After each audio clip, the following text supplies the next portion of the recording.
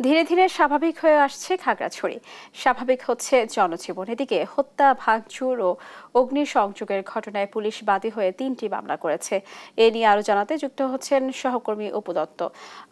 অপু, আপনি আমাদের জানাবেন সার্বিক পরিস্থিতি কেমন দেখতে পাচ্ছেন, সেই সাথে কি বলছেন স্থানীয়রা? জানাই যে খাগড়াছড়ি এবং গুইমারায় যে কয়েকদিনের সহিংস ঘটনা ঘটেছে, সেই সহিংস ঘটনায় কিন্তু ৩টি মামলা দায়ের করা হয়েছে। এর মধ্যে খাগড়াছড়ি সদর থানায় ১৪৪ ধারা ভঙ্গ করে ভাঙচুর, পুলিশের উপরে হামলার ঘটনায় ২০০ থেকে ২৫০ জনকে আটক করা হয়েছে। অপরদিকে গুইমারায় হত্যা এবং পুলিশের উপর ভাঙচুর সহ বিভিন্ন অভিযোগে সেখানেও প্রায় ২৫০ থেকে ৩০০ জনকে অজ্ঞাত আসামি করে মামলা দায়ের করা হয়েছে। তাই এই ৩টি মামলায় মূলত পুলিশ বাদী হয়ে করা হয়েছে। আর খাগড়াছড়ির সার্বিক পরিস্থিতির কথা যদি বলি, আসলে পুরো জেলার উপরেই ছিলেছে খাগড়াছড়ি শহর। গত কয়েকদিন যে অবরোধ সহিংসতা ছিল, সেখান থেকে আসলে স্বস্তিদায়ক একটা পরিবেশ বিরাজ করছে।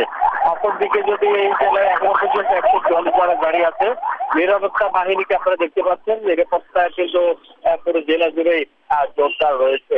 গুইমারা থানার ওসির সাথে আমি কথা বলেছিলাম, তিনি জানিয়েছেন যে সহিংসতার ঘটবে, এখন সার্বিক পরিস্থিতি আসলে একদম স্বাভাবিক। আরেকটি বিষয় জানিয়ে রাখি, সেটা হচ্ছে যে কিশোরীকে ধর্ষণের ঘটনাকে কেন্দ্র করে এই কয়েকদিনে তাণ্ডব হলো খাগড়াছড়িতে। সেই মেডিকেল রিপোর্টে কিন্তু সেই কিশোরীকে ধর্ষণের কোনো আলামত পাওয়া যায়নি বলে আমরা জেনেছি।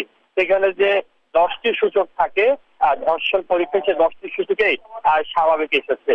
আর খাগড়াছড়িতে আসলে আমরা স্থানীয়দের সাথে কথা বলেছিলাম, তারা আসলে এই যে দাঙ্গার সংঘাত এগুলো চায় না। তারা আসলে বলছেন যে দীর্ঘ বছর ধরে, দীর্ঘ যুগ ধরে পাহাড়ে যে সাম্প্রদায়িক সম্প্রীতি বিরাজ করছে, পাহাড়ি বাঙালি মিলেমিশে থাকছেন, ছোট এক করছেন, তারা আসলে সেই চেনার উপরে ফিরতে চান। আপনাদের জানাই যে দুর্গাপূজা কিন্তু চলছে খাগড়াছড়িতে, এবং সেই চেনার উপরে কিন্তু গতকালের দুর্গাপুজো কিন্তু ফিরে পেয়েছে, যেখানে পাহাড়ি বাঙালি উভয় কিন্তু এই অনুষ্ঠানে অংশ নিয়েছেন। তো সবকিছু মিলে আসলে খাগড়াছড়ির পরিবেশ স্বাভাবিকই বলা যেতে পারে। শুধুমাত্র ১৪৪ ধারাই পরিস্থিতি বলবৎ আছে। তাও যে কোনো মুহূর্তে প্রত্যাহার করা হবে বলে আমরা জানতে পেরেছি। তো সব মিলিয়ে ছিল খাগড়াছড়ির সর্বশেষ।